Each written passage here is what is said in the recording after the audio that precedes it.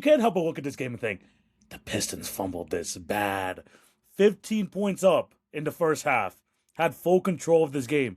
And Jay, not to mention that, the Cleveland did bounce back from that. But in the fourth quarter, the Pistons held the Cleveland Cavaliers scoreless between the 10-minute mark and the 4:42 mark. Kept them scoreless. They scored 16 points there. They were up by 9 with just over 2 minutes left. And they lost this game. You got to be kicking yourself thinking, we had this. Cade had a 39-point game.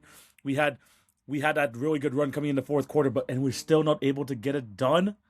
The Cleveland Cavaliers went on a 15-0 run in the final 2 minutes of that fourth quarter, going into, and then that kind of expanding all the way to the 2-minute mark in overtime.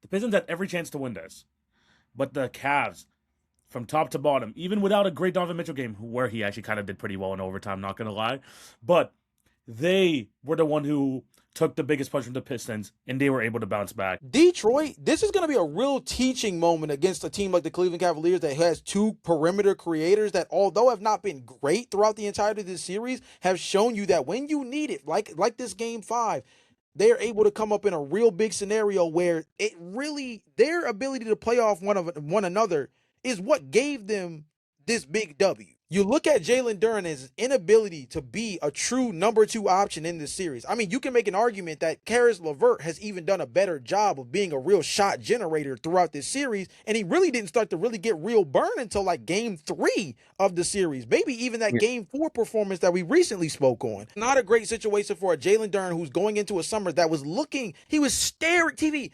Had they lost in the first round to the Orlando Magic, he would have still been in a really tough position. But the narrative around him is only getting worse as the playoffs continue. He's single-handedly walking himself out of a max extension with every single game the Pistons play. It speaks volumes, and I don't know how this is going to deal with his mental side of things, but the fact that you got benched for Paul Reed in that fourth quarter and overtime, again, goes back to your point, like, it's not just even a physical thing anymore. Cleveland has all the momentum. They're coming off a big W and a very hard-fought victory in overtime. You go back to the crib where they've been one of the better teams throughout this postseason, outside of, I guess, the Oklahoma City Thunder, as far as we're concerned. And, I mean, this is a chance for them to go ahead and put a stamp on a series that really would elevate that conversation around Cleveland